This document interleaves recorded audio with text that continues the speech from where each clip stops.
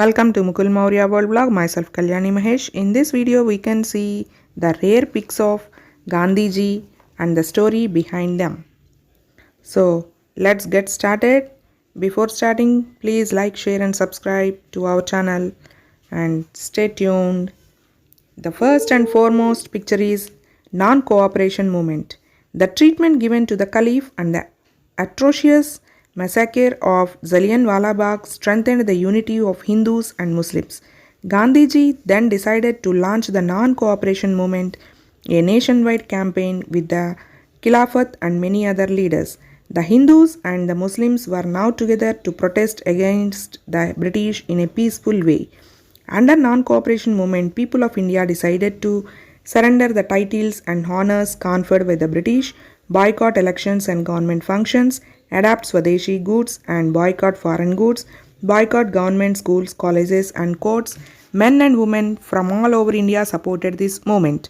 Many famous lawyers and teachers of educational institutions gave away their titles and jobs to join the protest. Gandhiji had always emphasized that the movement should be peaceful. However, an angry mob attacked and burnt a police station at Chauri Chaura, a village in Uttar Pradesh. 22 policemen were killed in this incident. Gandhiji was so shocked by the violence that he withdrew the movement. This picture is about the Dandi March. In March-April 1930, Gandhiji marched with his followers to Dandi to protest against the tax imposed by the British on making of salt. Gandhiji broke this law by preparing salt at Dandi. Gandhiji and many of his followers were arrested. In this picture, we can see the three leaders Balagangadhar Tilak, Bipin Chandrapal, Lala Lajpat Rai, popularly known as Lal Bal Pal. This picture is about the delegates of the first meeting of Indian National Congress. The Indian National Congress was started in the year 1885 by Alan Octavian Hume, A.O. Hume, a retired British officer with the support of many Indian leaders. It was the first organized political move against the British. The first meeting of the Indian National Congress was held in Mumbai. The president of the meeting was W.C. Banerjee and A.O. Hume was the general secretary. The people of India provided an overwhelming support to the Congress, which laid a strong foundation for this movement. The Congress claimed that the British should employ Indians as higher officials in administration and bring about political reforms. They put forth their demands in a polite way due to the influence of the moderates. Their demands were rejected by the British government. The extremist groups criticized the policy of moderates and acted violently to impose their demands. Balagangadhar Tilak was the most important extremist leader. He deeply opposed the British education system that ignored and defamed India's culture, history and values. He was the first Indian nationalist to demand Swaraj, self-rule, as the destiny of the nation. His slogan, "Swaraj is my birthright and I shall have it," was a source of inspiration for many Indians. It became very popular through his newspaper named Kesari. The British arrested both moderates and extremists often and treated them cruelly in the prison. They also took some other measures to curb these movements. This created great discontentment among the Indians. This is all about Indian National Congress. This picture is all about Swadeshi Movement. In protest, the Swadeshi Movement was started by the Indians.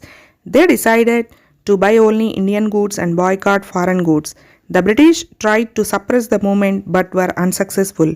As a result, they had to revoke the partition of Bengal. This picture is all about Gandhiji being taken in a procession.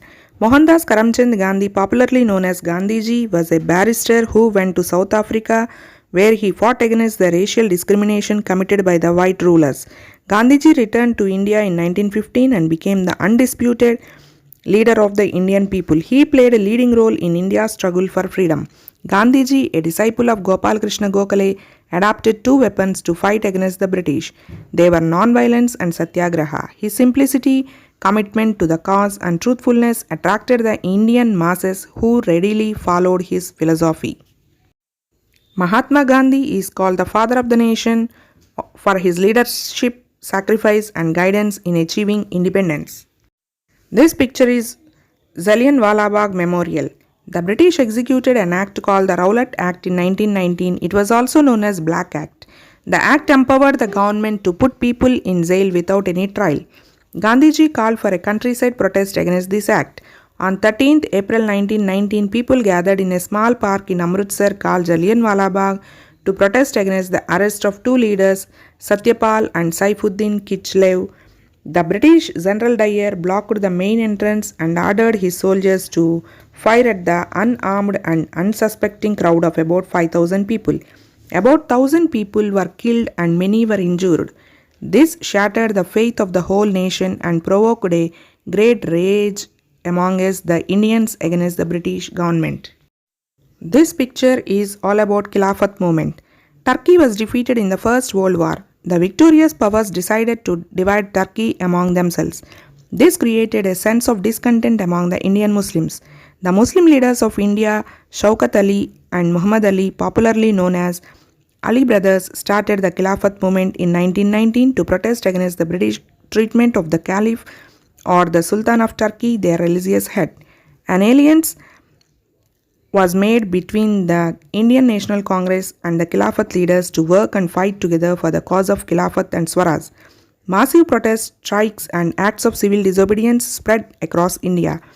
Gandhiji, the Ali brothers and others were imprisoned by the British. This picture is about the Quit India movement. The Quit India movement was launched in August 1942 in response to Gandhiji's call for immediate independence. He insisted the British must leave India and raised the slogan "Do or Die" to attain complete independence. The Quit India movement made the British realize that they could not rule India any longer by force.